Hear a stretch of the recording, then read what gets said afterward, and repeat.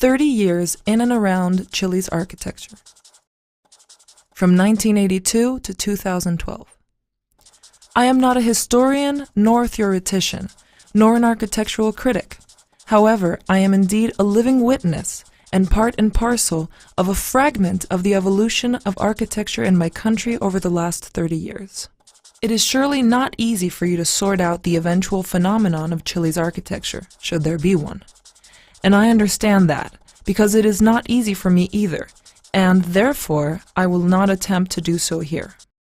With this paper, I only pretend to lay out a given context, my personal context, along a timeline, so that when you look at the sample, you may have a notion of what was happening with our architectural profession in our long and narrow country on the other side of the world. As a child, I always lived in Chile, in the same house with my parents. We moved in the year 1970, the year in which Salvador Allende was elected to be president. 3 years afterwards, when I was 8 years old, with the country in shambles and my father for months living in the United States, I watched with my mother and sister from the roof of our house as the hawker hunters bombarded the presidential residence palace in Tomás Moro Avenue. Few weeks after that, my father returned, and that was how I muddled through my childhood years in a country on state of siege, without the right to vote, and an experimental free market system supposed to bring about prosperity and opportunities for all.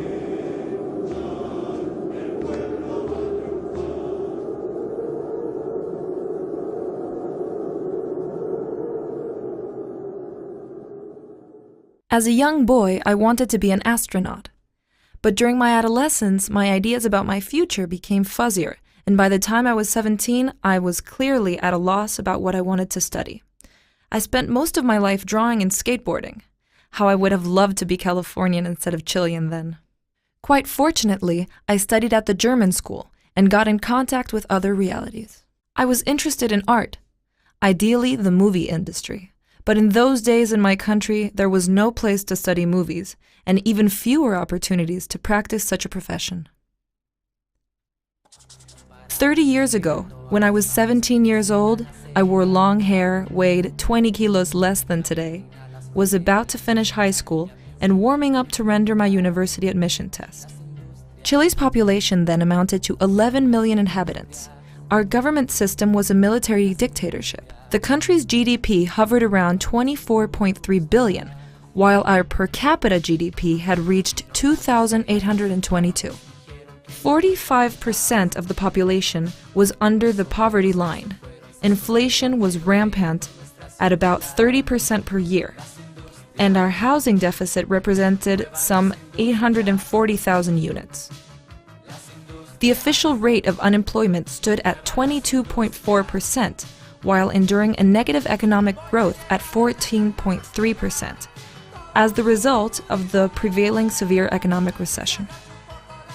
Land regulation had been liberalized 2 years before then, in the expectation that the market will self-adjust to generate the dynamics necessary to ensure the harmonious growth of our cities. Architects Undurraga y Debes built the Constitution Plaza, an emblematic project of the military regime complemented by the Fatherland's Altar, thought up by the Ministry of Public Works at the time and inaugurated in 1979. I was admitted to the School of Architecture of the Catholic University. There were only 2 architecture schools in Santiago, offering a total of 160 student vacancies. Nowadays, there are 44 of them, of which only those in Santiago offer 1,900 student vacancies. Noteworthy among my classmates were architects Radich, Irarrázaval, Puga, and Aravena. The latter, however, was younger and part of the following generation. During my first 5 school years, the economic crisis was rampant, and professional unemployment among architects hovered around 80%. The country's financial system had collapsed. Industries were hurled down, and the Minister of Finance ended up behind bars. Most of our teachers had a pessimistic attitude, and our professional future could only be imagined, but in some other professional activity, or in some other country quite different from the one we studied in. Únanse al baile de de los que sobran. Nadie los va a echar de más. Nadie nos quiso ayudar de verdad. In the years following 1983, the economic situation began to slowly take off. State companies were privatized. Public transportation was completely liberalized, routes, frequencies, and prices. Free market model became solid. Some of the first mid-sized strip centers were built. The country's first shopping mall was built as well. A large number of spiral buildings were built, commercial buildings inspired by Wright's Guggenheim New York Museum. Nowadays, these constructions house low-end barber shops, piercing and tattoo shops. During the 1970s, the main referential buildings were Duarte's Cepal Building, Guarda en Correa's Benedictine Monastery, or Juan Martinez's Law. Military or medicine schools, since Chile had indeed enjoyed a tradition of good public architecture and quality, bidding contest up until September of 1973. Beginning of the heyday of Spanish architecture and launching of the Croquis magazine. The PUC Library received the first publications about Japanese architecture, led by Tadao Ando, in the GA. Loud and recurrent pot-pan banging appeared in many of Santiago's streets and neighborhoods, challenging the incumbent military regime in power at the time. On September 7th, a guerrilla group made an armed attempt against General Pinochet's motorcade along the Achupaya Hill Road, in the vicinity of Cajón del Maipo, 40 kilometers away from Santiago.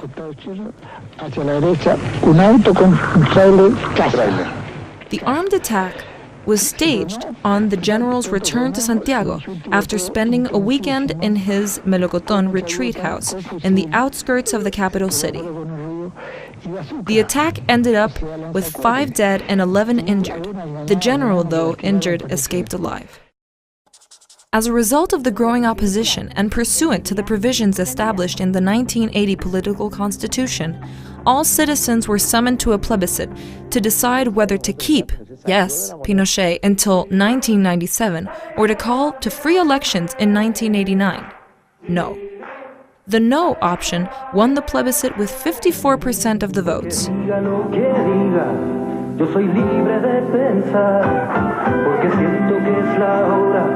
De ganar la libertad. Vamos a decir que no, con la fuerza de mi voz. Vamos a decir que no, yo lo canto sin temor. Vamos a decir que no. In November, the construction of the National Congress building began, the last construction work of the dictatorship, paradoxically, designed by architects who opposed the military regime. I received my first professional work order, without yet having obtained my professional degree. After winning a bidding contest to build 3 houses for Osho followers, who were coming back after living in a community in Oregon, USA. Democracy dawned again, and with it a new country emerged, plethoric of joy, possibilities, and dreams.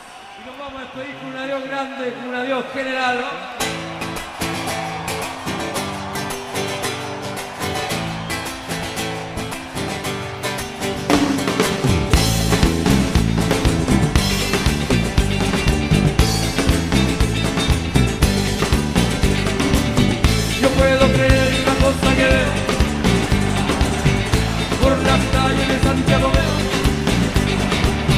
Yo puedo creer una cosa que veo por las calles del mundo yo veo. Adiós carnaval, adiós carnaval. Y el que no salte es Pinochet.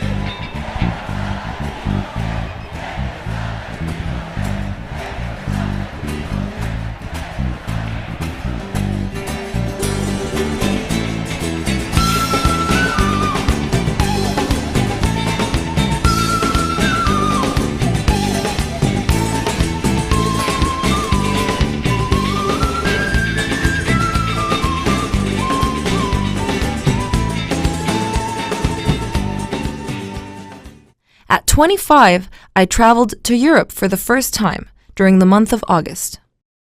On October 2nd, I entered the German Democratic Republic, GDR, in its last day of political existence. In Chile, Izquierdo Liman finished the El Golf building, the first contemporary construction made completely and impeccably out of reinforced concrete with a clear influence of Japanese architecture. Back to Europe. I built a house for my mother on the beach, Klotz House. Germán del Sol and José Cruz built the Chilean pavilion for the Sevilla Expo, made completely out of wood, in an attempt to reshape the image of the Chilean state and the country as a whole. The Explora Hotel in the Patagonia, designed by Germán del Sol and José Cruz, was opened up, thus inaugurating a new era of special interest tourism in remote places. Borja Huidobro and Enrique Brown built the Consorcio building. This building definitely alters the way of thinking about contemporary buildings. Besides, since its image projected such potency and influence, it was ultimately converted into the company's own logo.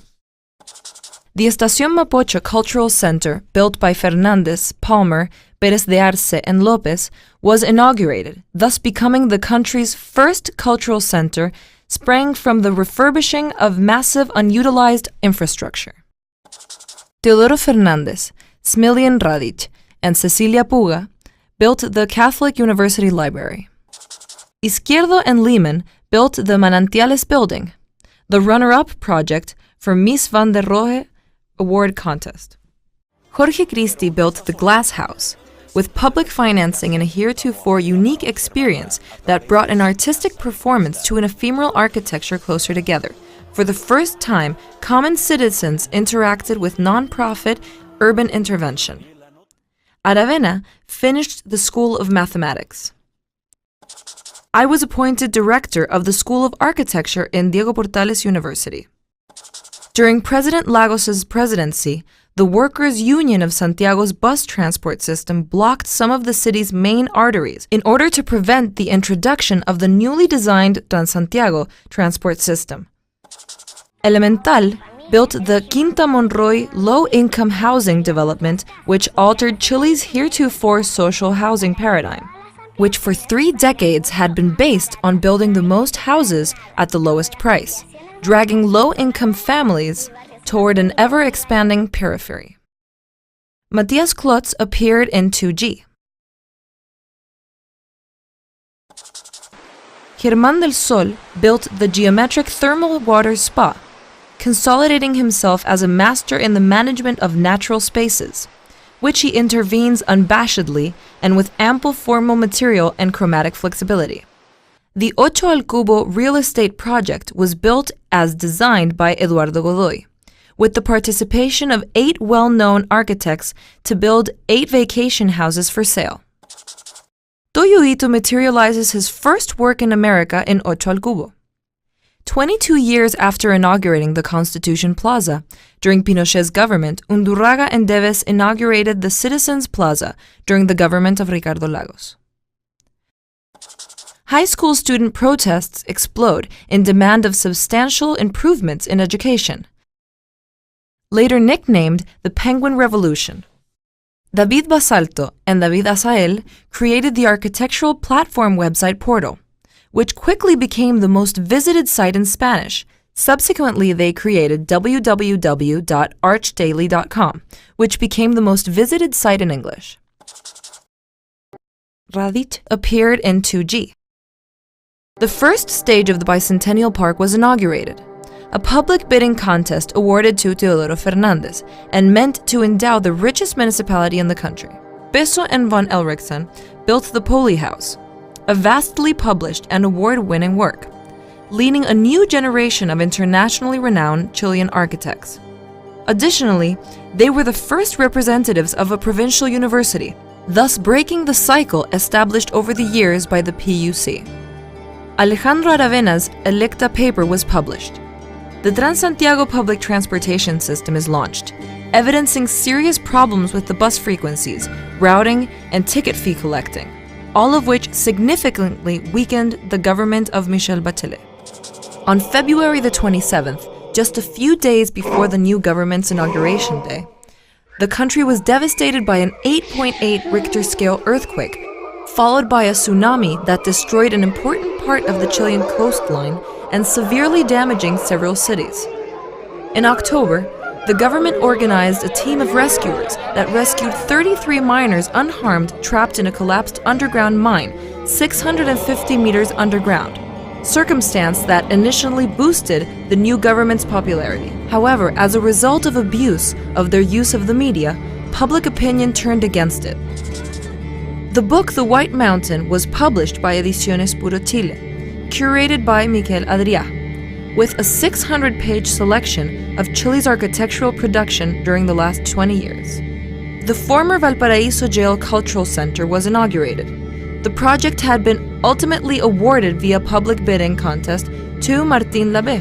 Cecilia Puga appeared in 2G. Student protest and rioting re-emerged massively around the country with renewed strength, led by high school and university students, pleading that substantial improvements be introduced into the country's education system. Hans-Jürgen Kammerl received the White Mountain book and asked me whether these were indeed serious people with whom to prepare an exhibit. Cultural Minister Luciano Cruzcoque created the architecture area within the Cultural Council. The President of the Republic, Sebastián Piñera, set up a 28-member commission presidented by Antonia Lehmann, aimed at studying and proposing a national urban development policy. The government launched a fiscal subsidy program to demolish 57,000 low-income houses located in urban ghettos. Peso von Elrichsen appeared in 2G. Ocho al Cubo launched its second stage with 8 Chilean architects and 8 Japanese architects. In the year 2012, Chile's population peaked at 16.5 million inhabitants, 40% of which live in the capital city of Santiago. The country's population growth rate now stands at 0.9%, below that of countries such as the United Kingdom. Since the year 1990, the country has been governed by democratic elections. Its annual GDP amounts to $330 billion, which translates into a per capita GDP of $18,319. The country's poverty level has dropped to 15%, and the housing deficit hovers around some 400,000 units. The economy is currently growing at a pace of 5.5% per year. Inflation has been kept at bay at around 3.3%, while the rate of unemployment has dropped to around 6.5%. When I tell my children about the country I was brought up in, they think I'm exaggerating. But I'm not.